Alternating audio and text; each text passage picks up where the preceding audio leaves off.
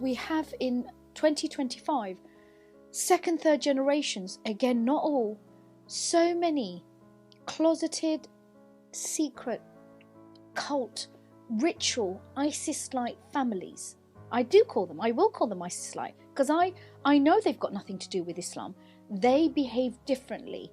Outside on the streets, at work, they'll all be very polite and nice, but behind closed doors, I've heard it myself, white people are trash, white girls are sluts. I was sexually molested and my dad never knew about it because a lot of us grew up in the Curry House network because my family come from the city of Sylhet, and in doing so often we were sharing accommodation above the curry houses, and so I got sexually molested as a child. Sometimes they would even do things, right, and have me on their laps. And my dad would be in the same room, but it wouldn't be obvious because there would be a table separating us. My name's Yasmin Chowdhury. I'm the Yasmin in Justice for Yasmin. I'm a British Muslim woman. I'm a single mother. I'm 54. I was born and bred in London.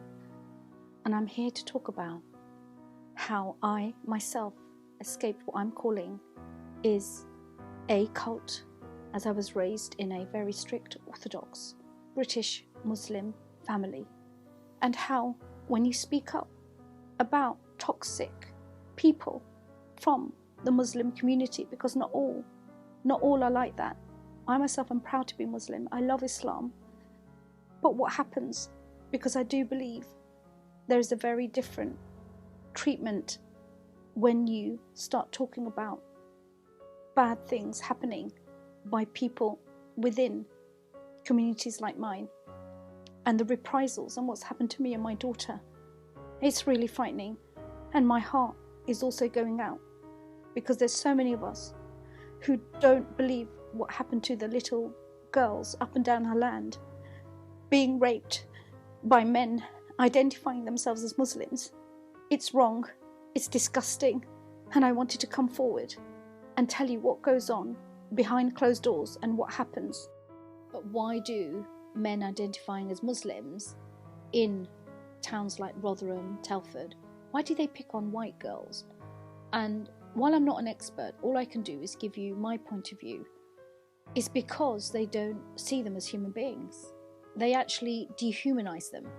I myself had a verbal altercation with someone locally who has a shop. He's a Muslim man, and I used to buy fashion from his shop, but his background is Bangladeshi, and he told me that he dated white girls, but I think he thought that I was someone like him, because when he started saying, oh, but white girls are dirty, Yasmin, they're sluts, and I immediately said, shut up, how dare you? I said it was good enough for you to date them, because he was telling me he would never let or allow his son to date a white girl. And it's people like that. I promise you, they are the minority, but they do exist. They happen to think they are better, that somehow because of their culture, their religion, they happen to think that white girls don't deserve the same level of respect. So when you have these men who mobilize themselves into gangs, yeah, you got to understand the psyche is so poor, is so disgusting, that first and foremost, rapists will rape, and rapists come from all backgrounds and ethnicities.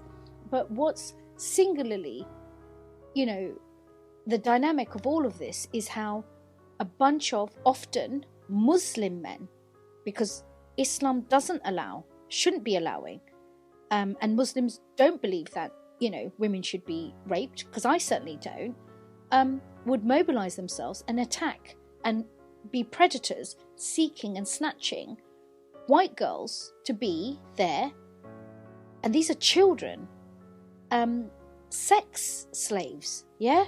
But that's because right at the nub of it, they need to rape, but they need to do it in a depraved way, because they can't perhaps do as much in their own communities. And the fact that the parliamentary inquiry was rejected on the 8th of January 2025 by the Labour government, whose history, the annals of history, show them to be standing up for the deprived, the disadvantaged, the poorest.